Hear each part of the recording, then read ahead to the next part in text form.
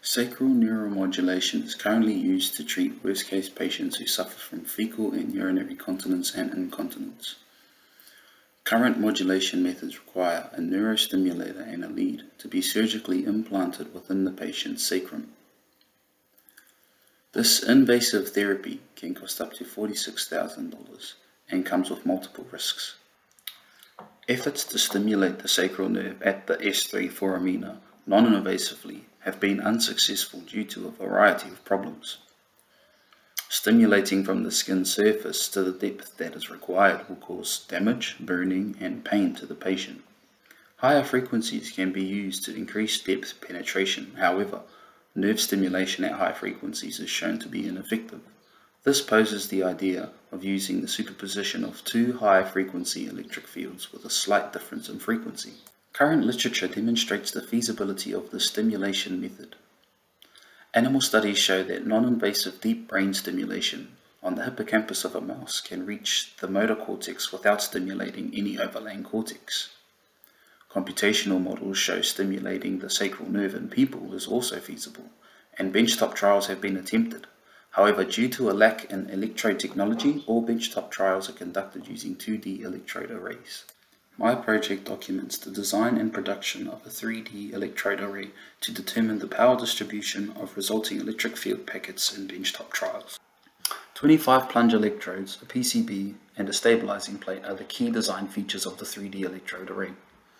25 typical 16-gauge needles are converted into plunge electrodes, as a single traditional plunge electrode can cost up to $1,000. Each needle is cut identically using a custom-made needle alignment jig.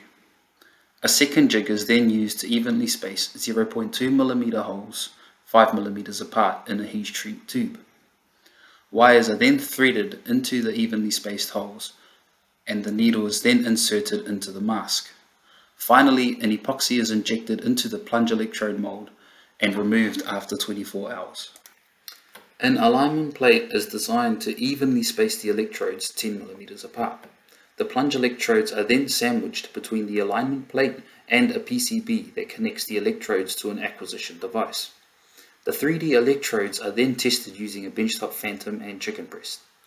The biosemi was connected to the array, and the transformer channel isolated 10 stimulator was used to stimulate both the phantom and the chicken breast models.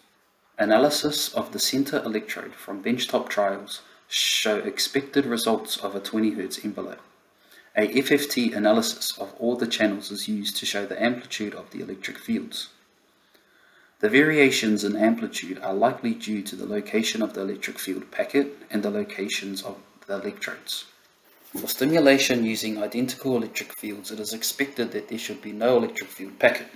This can be seen by looking at the results of same frequency stimulation and the FFT analysis. For future workings, a 4D visualization method is required to depict the X, Y, Z and amplitude of the data. This is to accurately visualize the power distribution in both the phantom and chicken breast models.